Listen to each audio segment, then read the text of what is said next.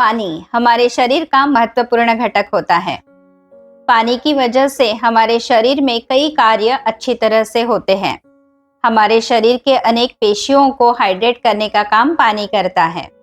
इसलिए जब भी पानी की कमतरता होती है, हमें कई बीमारियों का सामना करना पड़ता है।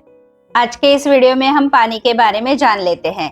पानी कब पीना चाहिए, कितना पीना चाहिए, इसके बारे में हमारे मन में बहुत शंकाएं होती है। अलग अलग लोगों ने अलग अलग तरह के विचार प्रकट किए हुए हैं, तो सही क्या है और गलत क्या है, इसमें हमें हमेशा कंफ्यूजन होता है। तो आज हम इसी के बारे में जान लेते हैं। हेलो एवरीवन, मैं हूं डॉक्टर अमृता हमीने और घर घर में आयुर्वेद इस श्रृंखला में आप सभी दर्शकों का हार्दिक स्वागत है। आज हम पानी के बारे में जान लेते हैं। पानी किसने, कितना और कब पीना चाहिए, इसके बारे में हमारे पुराने वैदिक शास्त्रों में कुछ दिशा निर्देश दिए गए हैं। उसी के बारे में आज हम जान लेते हैं। तो सबसे पहले हमने पानी अपने प्रकृति के अनुसार पीना जरूरी है। यानी कि जिसकी प्रकृति गर्म है, पित्त प्रकृति है, ऐसे लोगों को प्यास भी ज्यादा लगती है और वो ज्यादा पानी पीते हैं। जिनकी प्रकृति कफ प्रकृति होती है, यानी जो ठंडी होती है जिनकी प्रकृति, उनको प्यास भी कम लगती है और वो लोग पानी कम पीते हैं। जिनकी वात प्रकृति होती है, वात प्रकृति हमेशा विषम होती है, इन लोगों को कभी कम प्यास लगती है तो कभी ज्यादा प्यास लगती है। इसलिए अपनी प्रकृति के अनुसार पानी पीना जरूरी होता है। दूसरा है ऋतु के अनुसार। जैसे कि गर्मी के मौसम में वातावरण बहुत गर्म होता है और हमें ज्यादा पसीना आता है, उसकी वजह से हमें प्यास भी ज्यादा लगती है और हम ज्यादा पानी पीते हैं। इसके बिल्कुल विरुद्ध ठंडी के मौसम में होता है। ठंडी के मौसम में हमें पसीना कम आता है और हम पानी कम पीते हैं। तो इस तरह से ऋतुओं के अनुसार हमारे शरीर की पानी की डिमांड कम ज्यादा होती है, तो उसके अनुसार हमें पानी पीना जरूरी है। तीसरा है देश के अनुसार। यानी हम जहाँ रहते हैं उस जगह का वातावरण कैसा है, उसके अनुसार हमें पानी की आवश्यकता होती है। जैसे कि जो लोग बहुत गर्म प्रदेश में होते हैं, रेगिस्तान में होते हैं, उनको पानी ज्यादा लगता है, और जो लोग हिल स्टेशन पे ठंडी जगह पे रहते हैं, उनको पानी की आवश्यकता कम होती है। तो हम जिस देश में रहते हैं उस देश के अनुसार हमारे शरीर में पानी की आवश्यकता कम ज्यादा होते रहती है, तो हमने उसका ध्यान रखना बहुत जरूरी होता है। चौथा है शारीरिक क्रिया पर। जैसे कि जो लोग बहुत शारीरिक मेहनत करते हैं, जो रिक्शा चलाने वाले हैं, या फिर जो लोग बहुत खेलते हैं, ऐसे लोगों को ज्यादा पसीना आता है तो उनको पानी की आवश्यकता ज्यादा होती है। इसके बिल्कुल विपरीत जो लोग एसी में बैठकर घर में ही अपना काम करते हैं, उनको पानी की जरूरत थोड़ी सी कम होती है।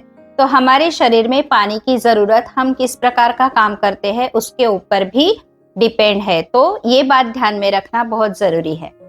पानी कैसे पीना चाहिए, इसके भी कुछ नियम बताए गए हैं।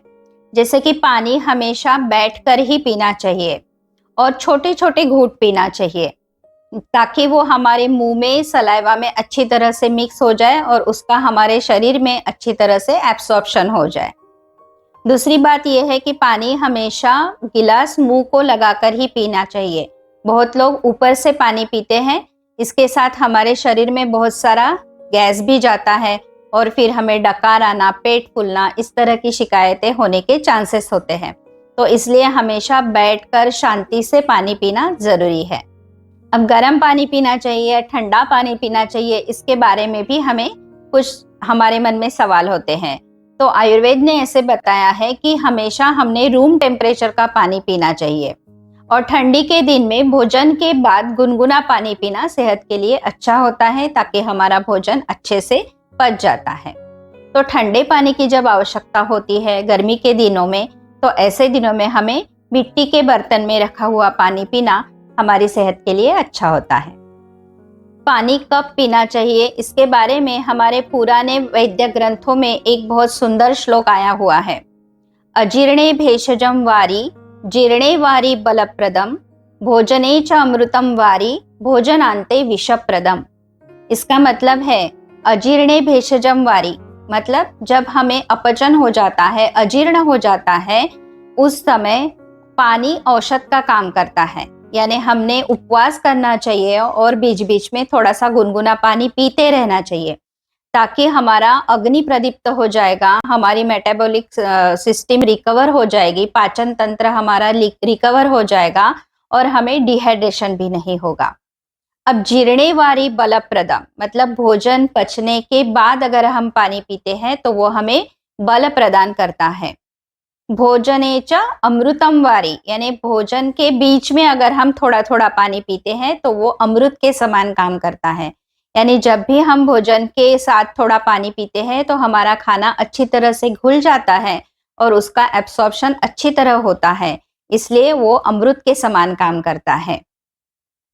भोजन आंते च विषप्रदम मतलब भोजन के तुरंत बाद अगर हमने बहुत सारा पानी पी लिया तो वो विष के समान होता है, क्योंकि हमारा पाचक रस जो है वो पतला हो जाता है, हमारा जठराग्नि मंद हो जाता है और इसका हमारे पाचन पर परिणाम होता है और हमारा पाचन ठीक से नहीं हो पाता है। इसलिए भोजन के तुरंत बाद अगर हम पानी पीते हैं तो वो विष के समान होता है, ऐसा कहा गया है। अब कुछ लोग बताते हैं कि भोजन के पहले पानी पी लेना चाहिए जिनको अपना वजन कम करना है, ऐसे लोगों ने। लेकिन आयुर्वेद के अनुसार ये बात गलत है। जब भोजन के पहले हम पानी पीते हैं तब भी हमारा अग्नि मंद हो जाता है और इसका हमारे पाचन पर बुरा असर होता है। इस तरह से पानी के बहुत सारे फायदे होते हैं। पानी हमारे शरीर को जीवन देता है, इसलिए पानी को जीवन कहा गया है। पानी से हमारी त्वचा सुंदर रहती है, हमारी त्वचा में निखार आता है और हमें बुढ़ापा जल्दी नहीं आता, झुर्रियां नहीं आती है। तो हमारी स्किन अगर हमें अच्छी रखना है तो हमें पानी की पर्याप्त मात्रा लेना बहुत जरूरी होता है। पानी से हमारे शरीर के विषाक्त पदार्थ बाहर निकाले जाते हैं, पेशाब के द्वारा, स्वेट के द्वारा और मल के द्वारा। अगर हम कम पानी पीते हैं तो हमें पसीना भी कम आता है, पेशाब कम होती है और कॉन्स्टिपेशन होता है। इसलिए याद रखिए कि पानी की पर्याप्त मात्रा लेना बहुत जरूरी होता है। जब हम कम पानी पीते हैं तो हमें डिहाइड्रेशन होने के चांसेस होते हैं और डिहाइड्रेशन होने से हमारा बीपी कम हो सकता है, हमें सर दर्द होता है, हमारा माइग्रेन एग्रीवेट हो सकता है, यूरिन कम होती है और हाथ पैर में जलन हो सकती है और बहुत सारी थकान भी आ सकती है। इसलिए पर्याप्त मात्रा में पानी पीना बहुत ज़रूरी होता है। आशा है कि हमने दी हुई जानकारी आपको पसंद आई हो। इसी तरह हम नई नई जानकारी आगे भी आपके लिए लेकर आएंगे, इसलिए कृपया हमारे साथ जुड़े रहिए। हमारे वीडियोस को लाइक कीजिए, अपने दोस्तों के साथ शेयर कीजिए और हमारे चैनल को सब्सक्राइब करना मत भूलिए। धन्यवाद।